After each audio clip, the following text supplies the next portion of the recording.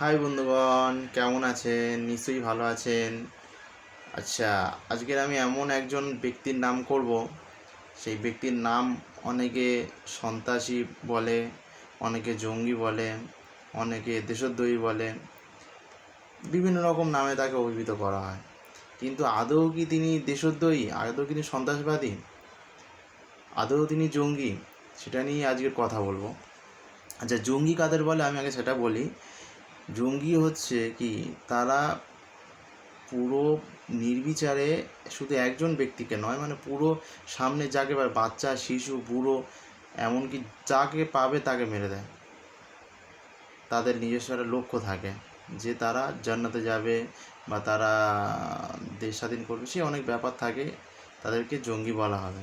কিন্তু এই যে নাথুরাম গোডসে, নামটা বলেই ফেললাম, নামটা হচ্ছে যার নামে আজকে বলবো আমি, তার নামটা হচ্ছে নাথুরাম গোডসে। হ্যাঁ, ইনি একজন মহান ব্যক্তিকে গুলি করে মেরেছিলেন। তিনি হচ্ছেন আমাদের জাতির পিতা গান্ধীজি। ঠিক আছে, যে যার ব্যক্তিগত মতামত, কেউ জাতির পিতা মানে, কেউ মানে না, কেউ বলে নেতাজি হওয়া দরকার ছিল, কেউ বলে গান্ধীজি। হ্যাঁ, সে কথাতে আমি যাচ্ছি না। তাহলে নাথুরাম গোডসের জীবনী নিয়ে আজকে আমি বলতে চাই। নাথুরাম গোডসের জন্ম 19 মে 1910-এ মহারাষ্ট্রে, মানে আগে ছিল বোম্বে, এখন মহারাষ্ট্র হয়েছে। তাহলে 19 মে ইনি জন্মগ্রহণ করেছেন। আর মৃত্যু 15ই নভেম্বর আম্বালা কেন্দ্রীয় কারাগারে তার ফাঁসি দেওয়া হয়। ফাঁসি কেন দেওয়া হয়েছে নিশ্চয়ই আগে বললাম একটু আগে, যে গান্ধীজিকে মারার জন্য। আচ্ছা, আমার প্রথম কারণ হচ্ছে তিনি গান্ধীজিকে কেন মেরেছিলেন। হ্যাঁ, তিনি আরেকটা মানে ছিলেন, তিনি হিন্দু মহাসভার একজন সদস্য ছিলেন, এই যে নাথুরাম গোডসে। আচ্ছা, এবার প্রথম প্রশ্ন হলো, তিনি কেন গান্ধীজিকে মেরেছিলেন? এটাই প্রথম প্রশ্ন। ঠিক আছে, একটা মানুষকে কখন মারে?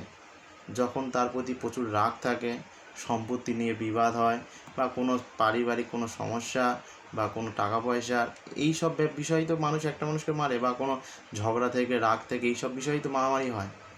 তাহলে তিনি কেন গান্ধীজিকে মেরেছিলেন? আচ্ছা, প্রথম কারণ, 1947 সালে ভারত বিভাজনের সময়, মানে ভারতে মুসলিমদের রাজনৈতিক দাবির পক্ষে, ঠিক আছে, যে মুসলিম লীগ বলে একটা সংগঠন হওয়ার কথা ছিল, তিনি তার পক্ষ নিয়েছিলেন। ঠিক আছে, তারপরে কি, এই যে দাঙ্গায় যে মুসলিম লীগ অংশগ্রহণ করেছিল, তার বিরোধীও করেননি গান্ধীজি। ঠিক আছে, দ্বিতীয় কি, যখন মানে ধর্মের ভিত্তিতে দেশভাগ হয়, ঠিক আছে, তিনি সায় দিয়েছিলেন যে ওটা মুসলিম দেশ হবে, আর এটা হচ্ছে সর্বধর্মের সমন্বয় একটা দেশ হবে। ঠিক আছে, সেই বিষয়, কারণ তিনি হচ্ছেন হিন্দু মহাসভার একজন স্বয়ংক্রিয় সদস্য ছিলেন নাথুরাম গোডসে, তিনি এগুলো সহ্য করতে পারেননি।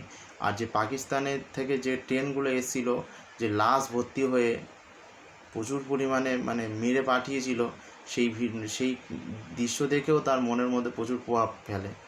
এছাড়াও কি, যখন ভগৎ সিংকে ফাঁসি দেওয়া হয়, তিনি এই ফাঁসির বিরোধিতাও করেননি, এমন তিনি যদি বিরোধিতা করতেন তাহলে ওনার ফাঁসিটাও রদ হয়ে যেত, এই কারণে। ঠিক আছে, আর এই যে কারণগুলো মানে ঘটছিল তখন দেশে, এগুলো এই নাথুরাম গোডসের মধ্যে প্রচুর প্রভাব ফেলে। তো ইনি একজন দেশের পিতা হয়ে বা দেশের কি হয়ে, তিনি কি করে মানে একচোখে বিচার করতে পারে? বিচার সবার জন্য সমান হওয়া উচিত ছিল, কিন্তু তিনি সবসময় মুসলিম লীগকে সাপোর্ট করতেন। ঠিক আছে, কারণ সেই সময় কংগ্রেসের প্রথম ভোটার ছিল, মানে বেশিরভাগ ভোট সংখ্যা ছিল, সেটা মুসলিম লীগ থেকে হোক বা ওই সময় নিচু জাতের হোক আর মুসলিম সম্প্রদায়ের হোক, মানে প্রচুর পরিমাণে ভোট ছিল। ঠিক এই সব ক্যাপচার করার জন্যই সেই সময় কংগ্রেস বা আমাদের গান্ধীজি এগুলো সাপোর্ট করতো। ঠিক আছে, সেগুলো কিন্তু নাথুরাম গোডসে সহ্য করতে পারেনি। ঠিক আছে, এবার প্রত্যেক মানুষের মধ্যে প্রত্যেক রকম একটা প্রভাব ফেলে। ঠিক আছে, সেই জন্যই তিনি গান্ধীজিকে মানে গুলি করে মেরেছিলেন। ঠিক আছে, আচ্ছা, গান্ধীজির পাশে তো আরও অনেক মহিলা ছিল, অনেক পুরুষ ছিল, তাদেরও তো তিনি মারতে পারতেন, কিন্তু তিনি মারেননি। কারণ রাগটা ছিল গান্ধীজির প্রতি, তাই তিনি গান্ধীজিকেই মেরেছেন। ঠিক আছে? এই জন্যই তাকে জঙ্গি বা কিছু এগুলো বলা যায় না, কারণ অনেকে অনেক কিছু বলবে। আমার নিজস্ব মতামত হিসাবে আমি ওনাকে জঙ্গি হিসাবে বলতে পারি না। আচ্ছা, যাই হোক। আচ্ছা, এবারে এই যে যখন একটা মজার বিষয় বলি, এই যে যখন কেস চলছে, কোর্টে যখন কেস চলছে, গান্ধীজির দুটো ছেলে, এক হচ্ছে মণিলাল গান্ধী আর এক হচ্ছে রামদাস গান্ধী, দুই ছেলে কিন্তু এই নাথুরাম গোডসের সাজাটা কমিয়ে দেওয়ার জন্য বলেছিলেন, যে সাজাটা কমিয়ে দাও। কিন্তু সেই সময় জওহরলাল নেহরু এর বিরোধিতা করেছিলেন, সেই জন্য এটা শোনা হয়নি, তাকে ফাঁসি দেওয়া হয়েছে। তাহলে একটা জিনিস ভেবে দেখুন, তার দুই ছেলে, গান্ধীজির ছেলে, একে মানে যাদের শাস্তি কমে যায় সেটার জন্য ভেবেছিলেন। তারা তো নিশ্চয়ই কিছু ভেবেছিল তার ছেলেরা, কেন তাদেরকে বলবে?